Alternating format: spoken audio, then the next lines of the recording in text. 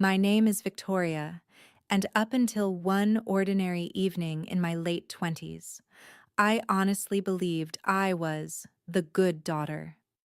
I wasn't perfect, but I was dependable. I paid bills when my parents forgot, wired money when emergencies popped up, and quietly covered debts they never wanted to talk about. My life was a cycle of work, transfers, and a desperate, unspoken hope that one day they would see me as more than a walking safety net. That night, I was at my tiny kitchen table, half focused on emails and half focused on a lukewarm cup of tea, when my phone lit up with a message from my little sister. The preview read, "Guess who has a surprise for you?" There was an audio file attached. She added, "You have to listen. I swear you'll die when you hear this." I assumed it was one of Mom's dramatic stories, or maybe Dad bragging about something ridiculous. We used to share silly family moments. It wouldn't have been unusual. At least, that's what I told myself. A chill still crept up my spine as I stared at that audio icon pulsing on my screen, like it was alive. My thumb hovered over the play button, and for a second I considered putting the phone down and ignoring it. But curiosity and habit pushed me over the edge. I hit play. At first it was just background noise. Plates clinking, muffled chatter, the distant buzz of a restaurant. Then my mother's laugh cut through, sharper than I'd ever heard it. My father's voice followed. Casual, relaxed, like he was discussing the weather. "She really thinks we love her?" he said, amusement dripping from every word. "What we love is her money." Laughter. Real, unrestrained laughter. Not a nervous chuckle, not a slip of the tongue.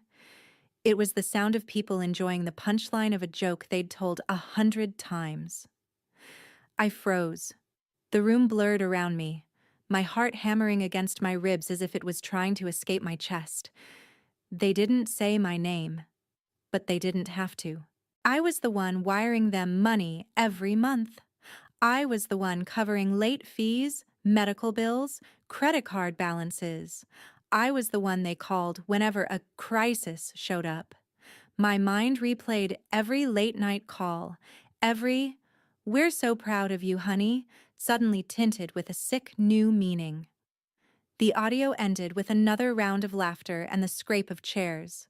I stared at my phone, my reflection warped in the black screen. It felt like someone had taken the word family, twisted it into something unrecognizable, and shoved it into my chest. Without overthinking, I opened my banking app. Years of automatic transfers, shared accounts, and linked cards stared back at me like a digital web I'd let them spin around me. My hands were surprisingly steady as I started severing the threads, canceling transfers, closing joint accounts, cutting off every financial lifeline they'd grown too comfortable tugging. Then I went back to my sister's message thread, the audio still sitting there like a loaded gun, and I typed 3 simple words. "So do I." I hit send. I didn't explain. I didn't ask why she sent it or whether she was laughing along. I didn't beg for context or excuses. In that moment, one thing became painfully clear.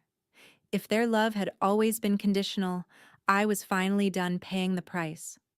Before I tell you how that one recording exploded my family, cost my parents more than they ever imagined, and forced me to choose between blood and self-respect. Tell me this in the comments. Where are you watching from? What time is it for you right now? And if you heard your parents say those words about you, what would you do next? The morning after I sent that message, the world looked exactly the same. Same city skyline, same dull gray office building outside my window, yet everything inside me was rearranged. My phone buzzed repeatedly on the nightstand. At first, I ignored it, convincing myself it was just spam or work emails. But when the buzzing turned frantic, I finally picked it up. Dozens of missed calls from home, messages piled on top of each other in the family group chat that usually sat dead and dusty. "Victoria, the bank is saying the transfer didn't go through. Did you change something? Then, your mother is worried sick. Answer your phone. Then the next wave. Our mortgage payment bounced. What are you doing? And then, as if on schedule, the guilt. After everything we've done for you, this is how you repay us? We're drowning, and you're just watching. I stared at the screen, my thumb hovering over the call button, my chest tight. That familiar voice in my head whispered, "They're your parents. They raised you. Maybe it was just a bad joke. Maybe you misunderstood." But then another voice, stronger now, replied, "You didn't misunderstand anything. You heard them. You can't unhear it." I chose silence. I put the phone face down and went about my day. At work, I went through the motions, meetings, emails, a polite smile here and there. But every notification that lit up my phone felt like a test. I didn't answer. I didn't reply. Every unanswered call was another inch of distance between us, and for once, that distance felt like protection instead of abandonment. That evening, I sat on the couch with my boyfriend, Ethan, my laptop open to a new folder I'd created, just in case. Inside it, I dropped the audio file my sister had sent, a copy exported and labeled with a name that made my stomach twist. FamilyTruth.waf. I also took screenshots of the more manipulative texts. "You're letting us starve. People will think you're a terrible daughter." And save those too. Ethan watched quietly as I organized everything, his hand resting warm on my knee. "You really heard them say that?" he asked softly. I replayed the audio for him, hands clenched together, listening not just to their words but to how casually they said them. When it ended, Ethan sat very still. "They sound proud of themselves," he said finally. "Not guilty, not ashamed, just amused." "I used to think I was their safety net," I murmured. "Turns out I was just their favorite investment." I told him about the messages, about the bouncing mortgage payment, about how quickly concern had turned into accusation. He listened, really listened, something I was still getting used to after years of having my feelings brushed off with, "You're too sensitive," or "Stop overreacting." "You know," Ethan said slowly, "you have two choices now. You can pretend you never heard that recording, flip the money back on, and go back to the way things were. Or you can let this be the moment you stop paying for their approval." In my head, I saw it exactly the way he described. Two timelines. In one, I called them, apologized for overreacting, listened to their half-hearted excuses about jokes and stress. I turned the transfers back on, and we all pretended nothing had happened. But I'd know. I'd live every day with the knowledge that their affection was rented by the month. In the other timeline, I did nothing. I held my line. I let them feel the consequences of building their life around my income. I risked being labeled the selfish, ungrateful daughter, but for the first time, I'd be choosing myself. "What if I regret it?" I asked. "Either way, you probably will, at least for a while." Ethan shrugged. "That's what happens when you've been trained to feel guilty for existing. The question is, which regret can you live with?" Over the next few days, my parents shifted strategies like seasoned manipulators. The messages changed tone. "We're worried about you." "Are you okay mentally?" "We told Aunt Lisa you've been acting strange. We're all praying for you." They started calling extended family, framing my silence as a breakdown instead of a boundary. I heard through a mutual friend that they were telling people I'd chosen my boyfriend over the family that raised me. Not once did they mention the recording. Not once did they mention the years of transfers I'd sent without question. As the gossip circulated, my anger slowly burned into something sharper. Resolve. I had proof. I had the truth. And if they wanted to drag my name through the mud, I would no longer lie down and let them walk over me. Have you ever realized the people you love most are willing to rewrite the story to make you the villain, as long as it keeps them comfortable? And if you had proof they were lying, would you stay quiet to keep the peace? Or would you let the truth speak for you? I thought the distance would keep things from escalating further. If I didn't engage, if I didn't feed the drama, maybe it would burn itself out. I underestimated how desperate people can get when they lose control, especially financial control. It was a regular Tuesday at the office, the kind of day where the fluorescent lights felt extra harsh and the coffee tasted slightly burnt. I was midway through a budget meeting when my assistant knocked on the conference room door. Her smile was tight, uneasy. "Victoria," she whispered, "there are two people here asking for you. They say they're your parents." My stomach dropped. I had never given my parents the exact address of my workplace, just vague descriptions and, "I work in finance downtown." For them to be here meant someone had helped them, most likely my sister, eager to stay on their good side. I excused myself and walked toward the lobby, each step heavier than the last. There they were, my father, Henry, pacing near the reception desk, face flushed, energy coiled like a spring. My mother, Natalie, sitting rigidly in a chair, clutching her purse in both hands as if it might anchor her to the ground. They looked smaller somehow, out of place among the glass walls and polished floors. "Victoria," Henry said loudly as soon as he saw me, drawing the eyes of nearby coworkers. "We need to talk." There was no hello, no, "How are you?" Just demand, command. I led them into an empty glass-walled meeting room, painfully aware of the curious glances from the hallway. Once the door clicked shut, the performance began. "Why have you been ignoring us?" Natalie snapped. "Do you have any idea what kind of toll this is taking on the family? Our mortgage bounced. Our credit cards are maxed. Do you understand what you've done?" Henry's voice rose with every sentence. "We sacrificed everything to raise you, and this is how you repay us? By cutting us off like we're strangers?" Heat rushed to my face, but my voice stayed calm. "I heard what you said about me." They froze. Just for a second, their eyes flickered. "What are you talking about?" my mother asked, too quickly. I pulled out my phone and opened the audio file.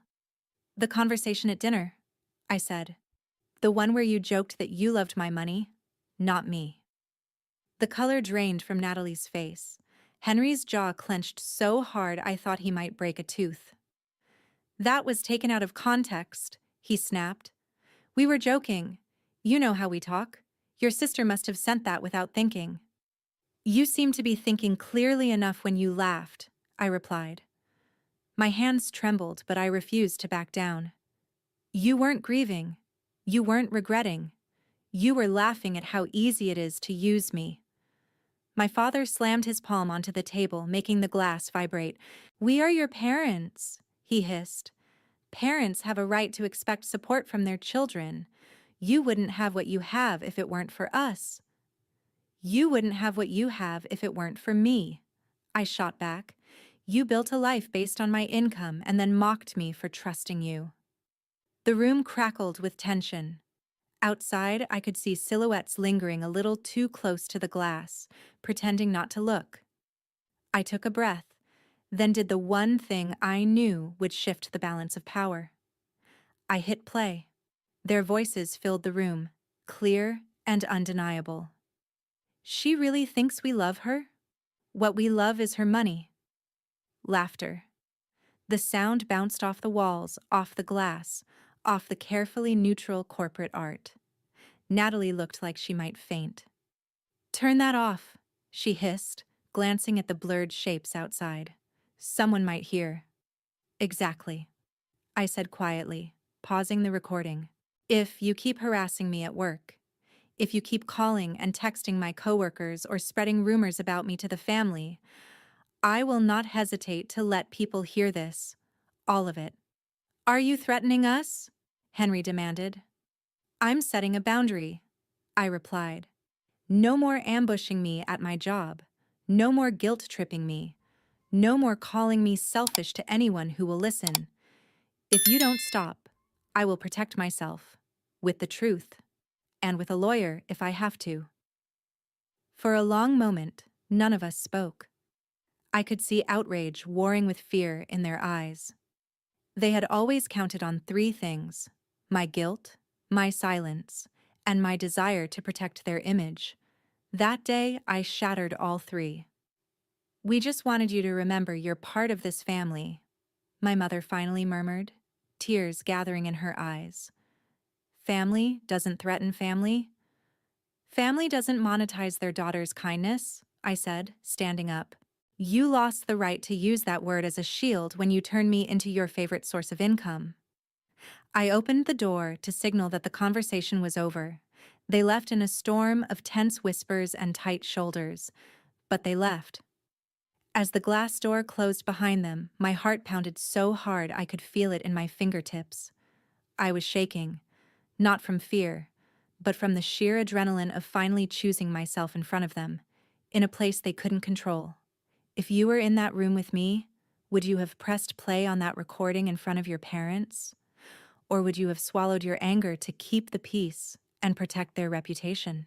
After the confrontation at the office, I knew two things for sure. One, my parents had finally realized I wasn't going to turn the money tap back on. And two, they were not going to accept that without a fight. The next few weeks felt like the aftermath of a storm that hadn't fully passed. The skies were clearer, but the air was still thick with tension. To keep myself grounded, I started writing again. Not the dreamy, hopeful journaling I used to do as a teenager, but raw, factual entries, like a logbook of my own life. Day one after office confrontation. One entry began. They showed up unannounced, tried to guilt me, then called me a threat when I refused to back down. I played the audio. Their faces looked exactly like my heart felt the first time I heard it. Shocked, exposed, ugly. Writing it all down made it feel real, but it also gave me clarity. If they twisted the story later, and I knew they would, I'd have my own record of what had happened. In between work and diary entries, I did something I hadn't allowed myself to do in years.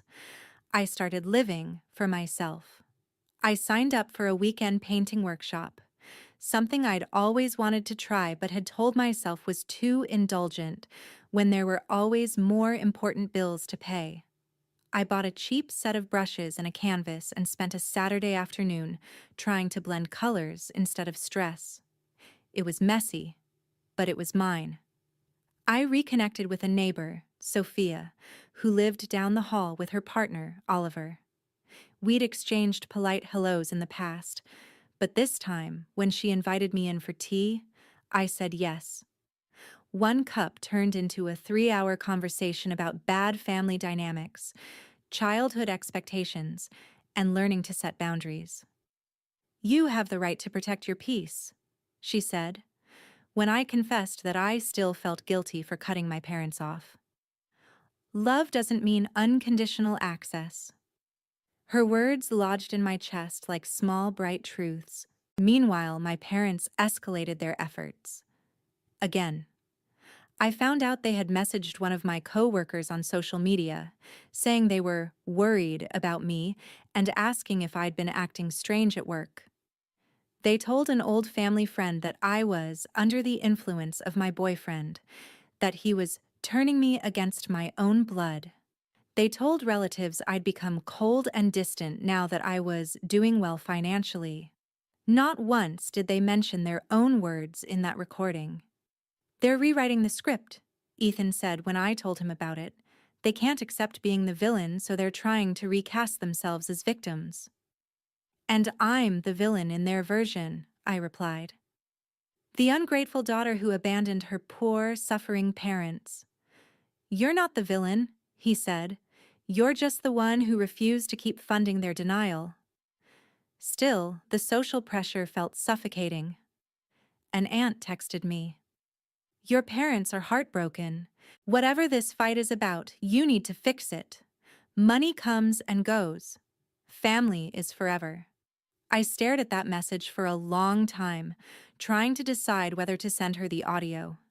In the end, I didn't. Not yet. Instead, I wrote another diary entry.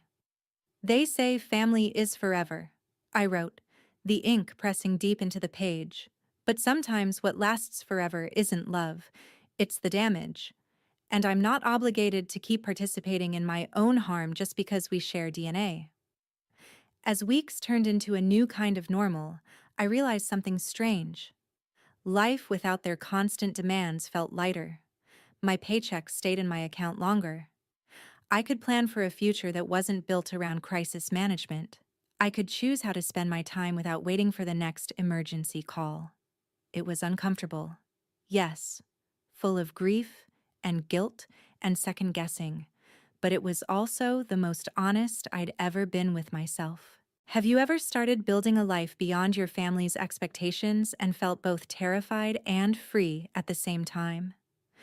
What's one small thing you did, like a hobby or a new friendship, that made you feel like you belonged to yourself again? The rumors eventually stopped being background noise and started walking into my life wearing familiar faces. One afternoon, an old family friend called me out of the blue.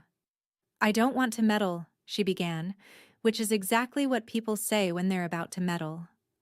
"But your parents are really struggling. They say you've abandoned them, that you won't even answer their calls." She paused, then added in a lower voice, "They also told some people you've become selfish, that you're choosing your own comfort over your family's survival." Something inside me snapped. I had listened quietly while they took my money.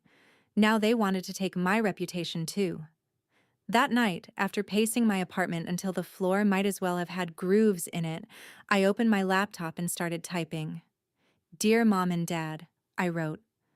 Then I deleted Mom and Dad and replaced it with "Dear Henry and Natalie." It felt colder, but it also felt brutally honest. The first draft of the letter was pure, unfiltered fury. I told them exactly what I thought of their jokes, their manipulation, their smear campaign. I typed sentences I knew would cut deep. "You didn't just hurt my feelings. You shattered my reality. I built my life around helping you, and you built yours around exploiting me." I vented for 3 pages, then sat back and realized this version was for me, not for them. It was the letter my wounded heart needed to write, but not necessarily the one that would help me rebuild my life. I saved that document under the name Unsent Truth and opened a new one. This time, I was deliberate, controlled, surgical. For years, I wrote, "I believed that helping you financially was my duty as your daughter. I paid your bills, covered your debts, and sacrificed my own opportunities because I thought it proved my love. I never asked for anything in return except your honesty and affection." I described the first time I heard the recording, how it felt like someone had pulled the ground out from under me. "Hearing you say you loved my money, not me, broke something inside me that no amount of transfers can fix," I wrote. "It didn't just hurt. It clarified everything. It made me realize that what we had wasn't a relationship. It was a transaction." Then I addressed the rumors. "I know you've been telling people I abandoned you," I wrote. "The truth is, you abandoned me first when you reduced my value to my bank account. I have not shared that recording with anyone yet, even though it would easily disprove your story, because I still don't want to humiliate you. But if you continue to lie about me, I will protect myself with the truth." It wasn't a threat, it was a boundary. Or maybe it was both. Either way, it was the most honest I'd ever been with them. I ended the letter with clear conditions. "If you want any kind of relationship with me moving forward, it has to exist without money. No more transfers, no more emergencies, no more gossip. You don't have to apologize perfectly, but you do have to stop pretending you're the victims here. If you can't do that, then this distance will remain."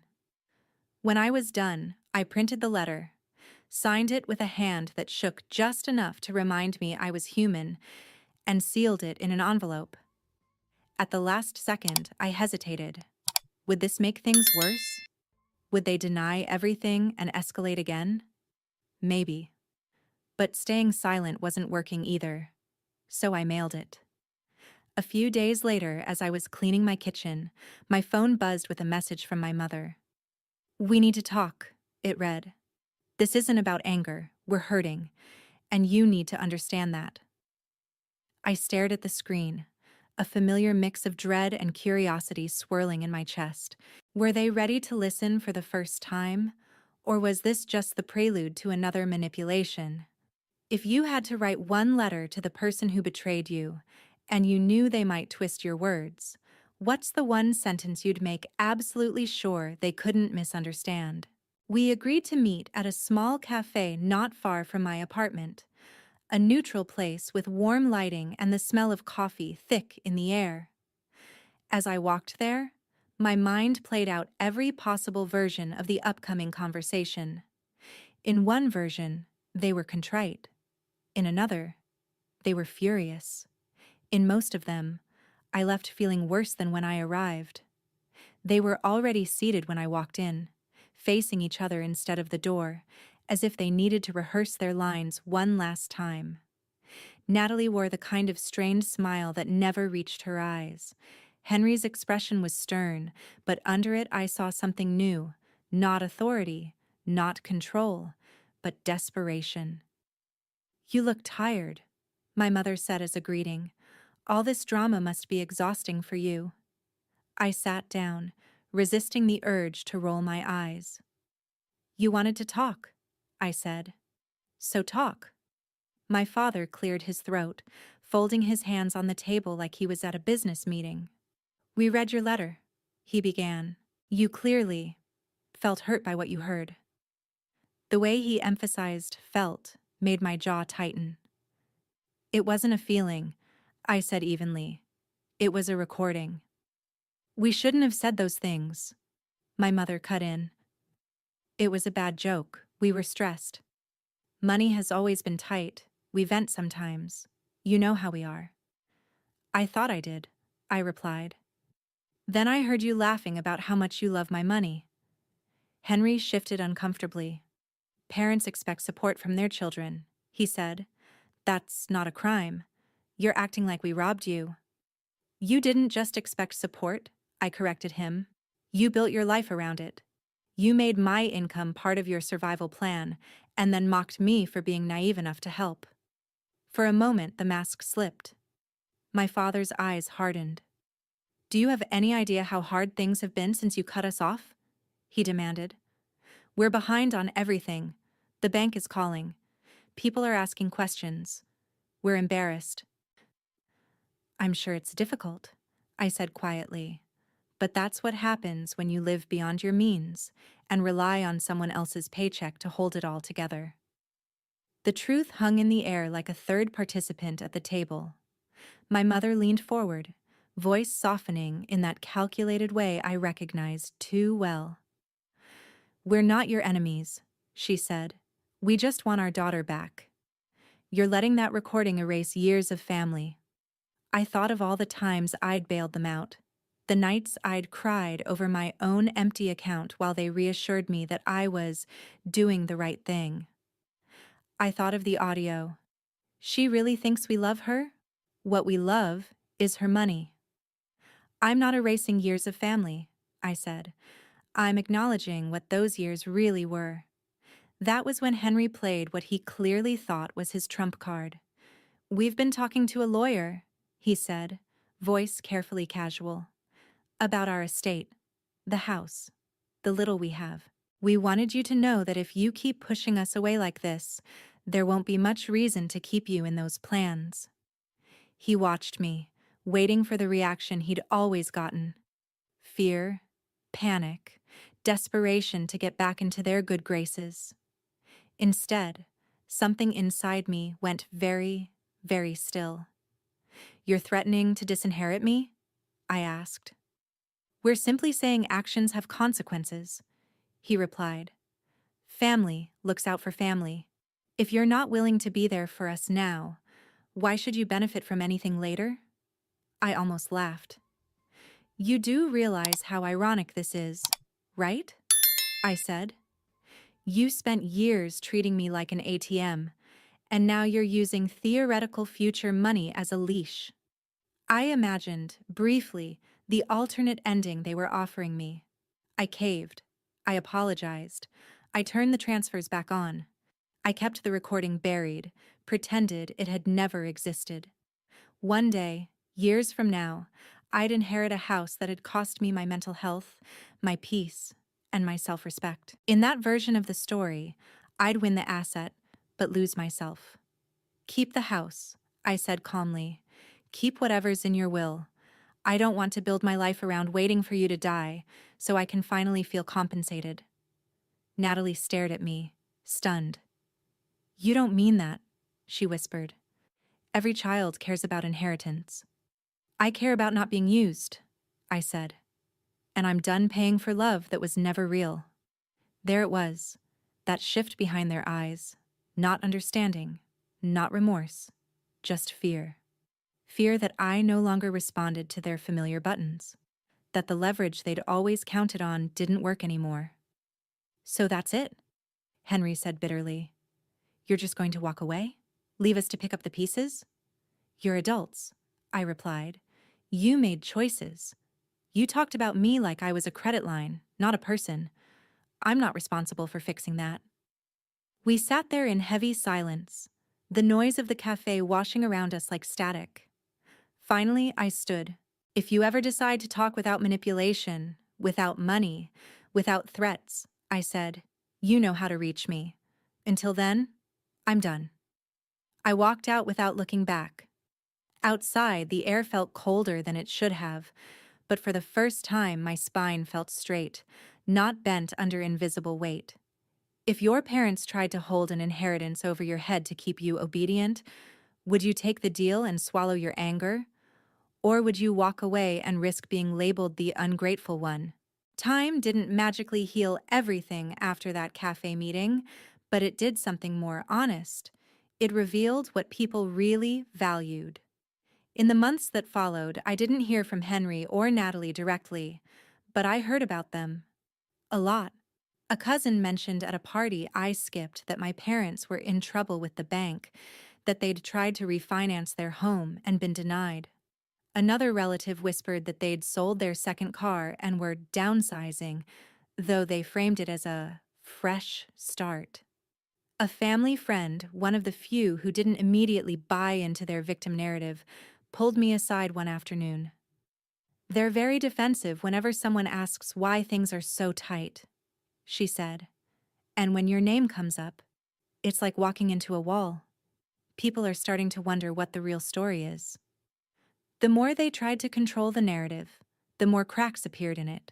They could paint me as selfish all they wanted, but they couldn't explain away the years of comfortable living that had mysteriously evaporated once I stopped paying their bills.